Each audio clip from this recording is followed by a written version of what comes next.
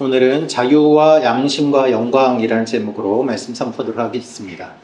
여러분, 오늘 우리가 읽은 말씀 고린도전서 10장 23절에서 33절 말씀은 기독교 윤리의 핵심을 보여줍니다.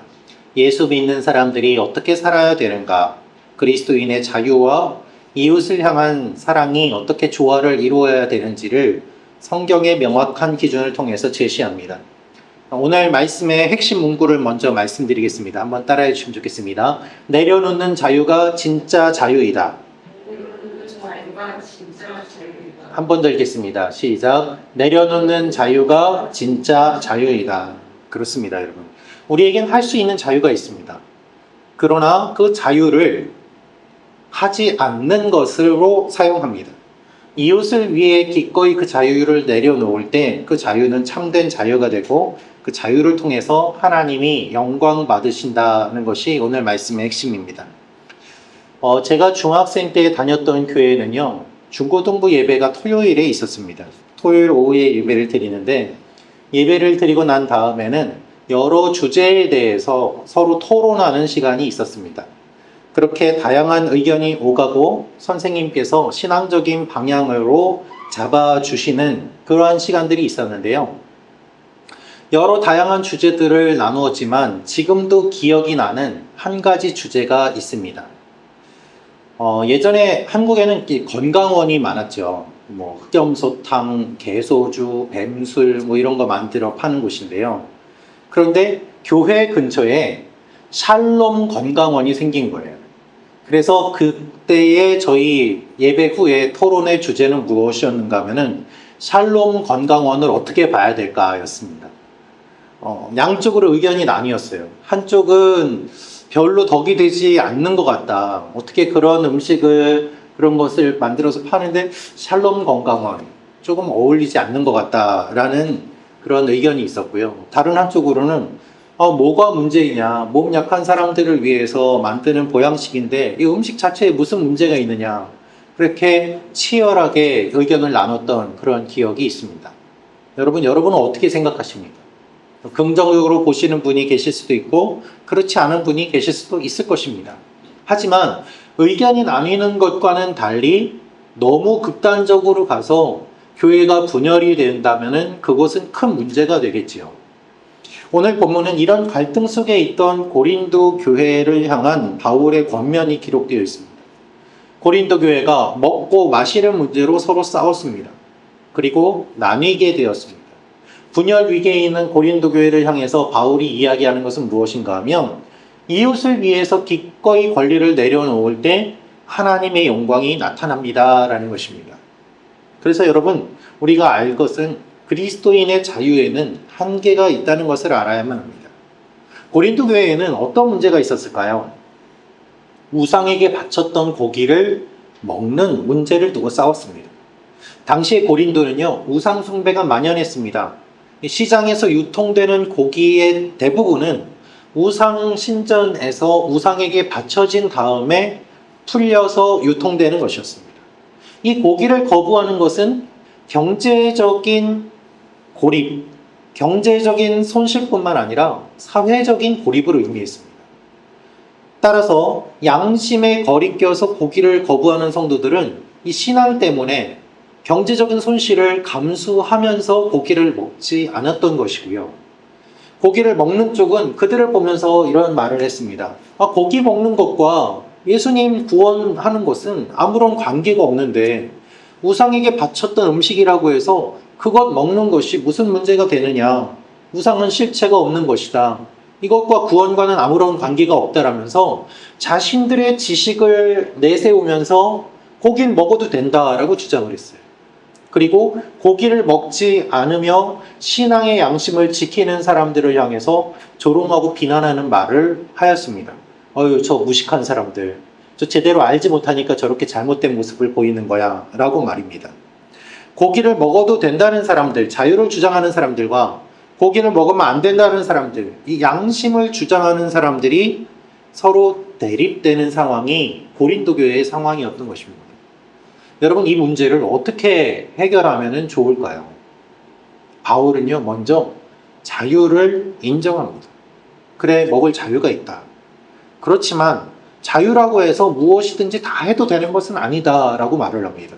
자유는 덕을 세우기 위해서 있는 것이기 때문이다라고 말하는 것이죠. 그래서 고린도전서 10장 23절 말씀 우리 같이 읽도록 하겠습니다. 시작. 모든 것이 가하나 모든 것이 유익한 것은 아니요. 네. 모든 것이 가합니다. 모든 것을 할 수 있습니다. 그렇지만 모든 것이 다 유익한 것은 아니에요. 다 할 수 있습니다. 그러나 그것이 다 덕을 세우는 것은 아니라고 이야기를 합니다. 여러분, 우리가 예수님을 믿으면요, 죄에서 율법에서 자유로워집니다. 그러나 그 자유는 덕을 세우는 데 사용되어야지 나의 만족을 위해서 사용되어서는 안 됩니다. 문제는 종종 내 행복, 내 만족을 위해서 자유를 사용한다는 것이죠. 심지어는 하나님이 나를 행복하게 해주셔, 이것을 우선하면서 하나님의 영광을 구한다는 말보다 나의 자유가 우선이다라는 말을 하는 사람들도 있다는 것이 바울이 보기에 큰 문제였던 것입니다. 마음대로 먹을 수 있고 하나님께서 율법에서 금하신 것들 베드로를 통해 가지고 다 먹도록 하셨는데 뭐가 문제야? 이것이 사람들이 가지고 있던 자기중심적인 신앙이었고 그 자기중심적인 신앙을 여러 지식을 가지고서 뒷받침하기 위해 그 지식들을 사용하였던 것입니다.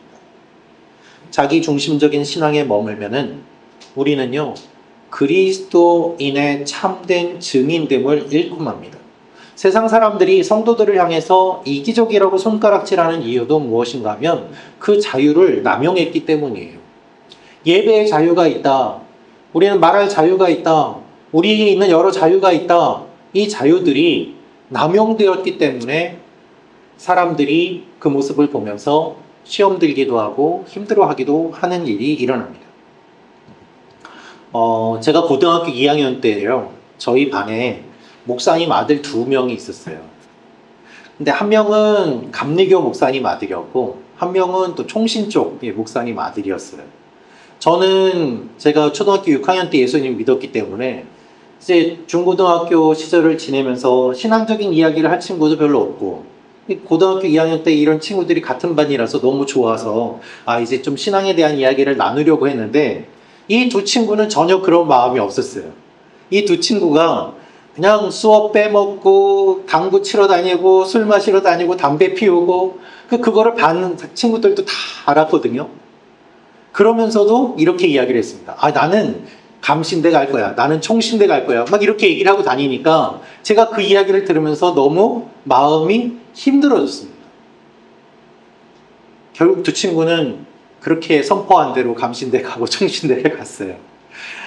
지금이야 이해를 하지요. 목회자 아들이기 때문에 받는 스트레스도 있을 것이고 또 사춘기이기 때문에 반항하고 싶은 마음도 있을 것이고 뭐 여러 마음이 있지 않았겠습니까? 그때 저의 마음은 그 친구들을 이해하지 못했어요. 왜 저럴까? 그들은 자유를 누렸지만 그들의 자유 때문에 제 마음이 참 힘들었던 그런 기억이 있습니다. 여러분, 우리의 삶에도 이와 같은 일들이 일어날 수 있습니다. 바울은 말합니다. 다 할 수 있습니다. 라고 말이죠. 그렇지만 다 덕을 세우는 것도 아니라고 합니다. 덕을 세우는 것이 기준이 되어야 된다라고 말을 합니다. 혹시 여러분의 삶 가운데서 할 수 있지만 유익하지 않은 일은 무엇입니까? 한번 생각해 보시기 바랍니다. 그래서 바울은 이 자유를 사용하는데 약한 자의 양심을 위해서 한 번 더 생각해 보라고 권면합니다. 바울이 구체적인 상황을 오늘 말씀에서 묘사를 하고 있는데요. 자, 믿지 않는 사람들이 식사 자리를 마련하고 사람들을 초대했습니다. 성도들을 초대했어요. 그 자리에 가보니까 고기가 있는 거예요. 그렇다면 이 고기가 어디서 났습니까? 물어보지 말고 그냥 먹으라고 이야기합니다. 왜냐하면 다 알잖아요. 우상에게 바쳐졌던 고기인 줄 다 알잖아요. 아는데 자기의 양심을 위해서 나는 이 고기가 어디서 났는지를 양심적으로 꼭 알고 싶소. 그래서 그 양심 때문에, 자기 양심 때문에 그 고기가 어디서 났는지를 물어보는 것 하지 말고 그냥 먹어라 이야기를 합니다. 모른 채 하고 먹어라.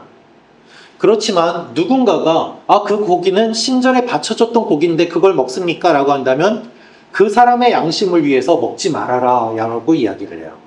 그 사람의 연약함을 배려하면서 안 먹는 것이 유익하다라는 것이죠. 우리 고린도전서 10장 27절 28절 말씀 같이 읽겠습니다. 시작. 불신자 중 누가 너희를 청할 때에 너희가 가고자 하거든 너희 앞에 차려놓은 것은 무엇이든지 양심을 위하여 묻지 말고 먹으라. 누가 너희에게 이것이 재물이라 말하거든 알게 한 자와 그 양심을 위하여 먹지 말라. 음식 자체가 문제가 아니라 음식과 관계된 사람 때문에, 그 사람과의 관계 때문에 절제하라고 말합니다. 지식으로는 먹어도 되는 것 압니다. 먹을 자유가 있는 것도 압니다. 하지만 그 모습을 보면서 양심에 거리끼는 사람이 있다면 그를 생각해서 먹지 않을 자유를 사용하라고 이야기를 하고 있는 것입니다. 여러분, 내가 사용하는 자유가 연약한 사람에게는 치명적인 걸림돌이 될 수 있습니다. 그래서 우리는 내가 하고 싶은 대로 다 사는 것이 아니라 타인을 배려하며 살아야 하는 것이죠. 애덤 그랜트라는 사람이 쓴 기브 앤 테이크라는 책을 보면은 상식과 반대되는 것처럼 보이지만 이타적으로 살수록 관계에서 더 많은 이익을 얻는다라고 이야기를 합니다. 그 연구 결과를 통해서 그러한 결과들이 나온다는 것이죠. 세상의 결과도 타인을 생각하며 살 때에 오히려 내가 더 큰 유익을 얻는다라는 연구 결과가 있는데 하나님의 말씀에 따라서 이웃을 배려하며 살면 얼마나 더 놀라운 일들이 일어나겠습니까? 그러나 반대로 이웃을 배려하지 않으면 그 사람을 시험에 들게 하고 넘어뜨리는 일도 일어나게 되는 것이죠. 제가 어떤 분의 이야기를 들었습니다. 이분이요, 한 교회를 방문을 했어요. 강대상 가까운 곳에 앉으려고 앞자리에 가서 앉았습니다. 그런데 예배 시간이 다 됐는데 갑자기 누군가가 그 자리에 오더니 엉덩이 이렇게 툭 치면서 일어나라고, 여기 내 자리라고, 일어나서 다른 데 가라고 그렇게 얘기를 하는 거예요. 그래서 이분이 당황한 거죠. 나는 은혜 받고 싶어서 앞자리에 앉았는데 그 자리 원래부터 내 자리라고 그러면서 그 교회 다니던 성도님이 비켜달라고 엉덩이로 툭 치니까 이분이 민망해서 그 자리를 일어나서 다른 자리로 옮겼다고 이야기를 합니다. 여러분, 그렇게 자리를 비켜준 그분이 그 교회에 계속 다니고 싶은 마음이 들까요? 아마 그렇지 않을 것입니다. 작은 배려가 없음으로 말미암아 마음이 다치고 또 마음을 다치는 일들이 일어나게 됩니다. 여러분, 우리의 마음이 다치면은 마음을 닫습니다. 그것이 우리의 모습이에요. 자연스러운 반응이에요. 그런데 그것은 작은 배려와 사랑을 통해서 더 크게 다가오게 되는 것이죠. 제가 김정승 권사님 구순을 준비하면서 그때 권사님의 삶에 관련된 에피소드를 들었습니다. 시장에서 물건을 못 팔고 앉아 계신 분이 있으면 일부러 거기 가서 물건을 사주고 거스름돈은 일부러 안 받고 그냥 온다는 이야기를 하셨어요. 택시를 타면은 일부러 택시를 타고서 기사들에게 잔돈 안 받고, 전도지는 주는데 내릴 때 잔돈을 안 받고 그냥 내리시니까 그 마산에 있는 택시기사들이 권사님 다 안다는 이야기까지도 들었습니다. 여러분, 권사님처럼 훌륭하진 않습니다만 저도 제 아내도 그래서 택시 타면 거스름돈을 안 받습니다. 그냥 내려요. 우리 박봉철 장로님도 뵈면은 꼭 식당에서 팁을 준비해서 직원들에게 베풀어 주십니다. 잔돈을 받을 권리를 내려놓고 상대를 배려하는 그 마음, 우리가 작은 사람에 대한 배려의 마음을 가질 때에 그것이 큰 열매를 맺는 것들을 보게 됩니다. 사람의 마음을 움직이는 것은 큰 친절이 아니라 작은 마음 씀씀이 아닙니까? 하나님께서 또 이웃이 그걸 다 알고 있어요. 그냥 손해보는 것이 아니라는 것이죠. 할 수 있지만 연약한 자들을 배려하며 하지 않는 모습, 그것이 성숙입니다. 주로 많이 배운 사람, 많이 가진 사람, 많이 경험한 사람이 더 많은 자유를 누립니다. 그렇지 않습니까? 할 수 있는 영역이 많아요. 그렇지만 그렇게 할 수 있는 자유를 많이 가지고 있는 사람들이 성숙하지 않다면 그들의 자유 때문에 상처받고 시험 드는 사람들이 얼마나 많이 생겨나겠습니까? 가정에서는 부모의 미성숙한 모습을 보면서 자녀들이 상처를 받습니다. 교회에서는 리더의 미성숙한 모습을 보면서 성도들이 상처를 받는 일들이 일어납니다. 그래서 바울은 고린도 교회를 향해서 이런 일이 있음을 기억하라고 말하는 것이죠. 오늘 여러분이 만나는 약한 사람은 누구며 그들을 위해서 무엇을 내려놓으실 수 있겠습니까? 바울은 이 모든 것들을 생각하면서 하나님의 영광을 위해 하라고 이야기하고 있습니다. 믿음이 연약한 사람이 기준이 되어야 됩니까? 그렇지 않습니다. 바울은 믿음이 연약한 사람을 기준으로 하지 않고 하나님의 영광이 기준이 되어야 된다고 이야기하고 있습니다. 고린도전서 10장 31절 말씀 같이 읽겠습니다. 시작. 그런즉 너희가 먹든지 마시든지 무엇을 하든지 다 하나님의 영광을 위하여 하라. 아멘. 먹든지 마시든지 무엇을 하든지 다 하나님의 영광을 위하여 하라. 그렇다면 여러분, 하나님의 영광이란 무엇입니까? 하나님의 성품이 세상에 드러나는 것이 하나님의 영광이에요. 다른 사람을 배려하는 마음, 이웃을 생각하는 마음, 이웃의 유익을 위하는 마음, 나보다 저 사람도 같이 잘 됐으면 좋겠다는 그 마음이 하나님의 영광을 구하는 삶과 연결되는 것입니다. 여러분, 목회자로서 제일 원하는 마음이 무엇일까요? 성도님들이 잘 되기를 원하는 마음이에요. 나만 잘 돼야지. 그런 사람이 어디 있습니까? 우리들도 마찬가지입니다. 내가 같이 일하는 사람들이 다 잘 됐으면 좋겠다는 마음. 나의 주위에 있는 사람들이 다 잘 됐으면 좋겠다는 마음. 그 마음을 품고 이웃을 위해 기도하고 내가 살아갈 때에 하나님께서 나의 삶을 통해서 하나님의 영광을 비추어 주시는 것이죠. 먹을 수도 있고 안 먹을 수도 있지만 내가 옳다는 마음을 내려놓고 저 사람이 넘어지지 않도록 섬기는 그 마음을 보여줄 때에 하나님의 영광이 나타납니다. 그래서요, 내가 할 수 있음에도 안 하는 것, 그것이 성숙이고 지혜가 되는 것입니다. 내가 말할 수 있지만 말 안 하는 지혜, 중요하지 않은 것으로 길게 논쟁하지 않는 것, 다른 사람에 대한 필요 없는 이야기, 걱정하는 척하면서 실은 뒷담화를 하는 모습, 덕이 안 되는 그 모든 것들을 안 하는 자유, 그 지혜가 있어야 됨을 바울이 이야기하는 것입니다. 여러분, 이렇게 자유를 내려놓고 이웃을 배려하는 궁극적인 목적이 무엇일까요? 바로 예수님이 본을 보여주신 대로 친구가 되는 것입니다. 예수님이 이 땅에 오셔서 하신 일은 무엇일까요? 세리와 죄인들의 친구가 되셨어요. 그들과 함께 먹고 마셨어요. 요한은 금식했는데 너희 스승은 왜 이렇게 먹고 마시는 것을 좋아하느냐 사람들이 말할 정도로 예수님은 그렇게 세리들과 죄인들과 함께 먹고 마시는 자리에 많이 참석하셨습니다. 그 자리를 많이 만드셨습니다. 그들과 친구가 되셨습니다. 그들을 변화시키셨습니다. 그런데 그들에게 비난하거나 야 나는 하나님의 아들인데 너희는 죄인이니까 같이 밥 안 먹어 이런 말씀을 한 번도 하신 적이 없으세요. 그저 같은 자리에서 같이 식사를 나누며 그들의 친구가 되시고 그들의 이야기를 들어주시며 그들과 함께 하심으로 말미암아 그들이 주님을 경험하는 일이 일어났던 것입니다. 여러분, 우리도 그렇습니다. 우리가 한 주 동안 지내면서 예수님 믿지 않는 이웃들과 같이 살아가지 않습니까? 우리는 어떻게 살아야 될까요? 우리는 그냥 이웃들과 친구가 되면 돼요. 좋은 친구. 그들에게 복음을 전해야 되겠다. 그들을 살려야 되겠다. 막 긴장하고서 예수 믿으세요 해가지고 막 이렇게 소리 지르는 것이 아니라 그냥 이웃을 배려하고 사랑하고 같이 어울리고 그들의 이야기를 듣고 함께 웃고 울며 그들과 함께 지내며 좋은 친구가 되는 것, 그것이 하나님이 원하시는 삶인 것이죠. 그렇게 될 때 많은 사람들을 유익하게 하고 그런 삶을 사는 사람을 주님이 기억하시고 이웃들이 기억하는 것입니다. 그래서 여러분, 우리는 어떻게 살아야 될까요?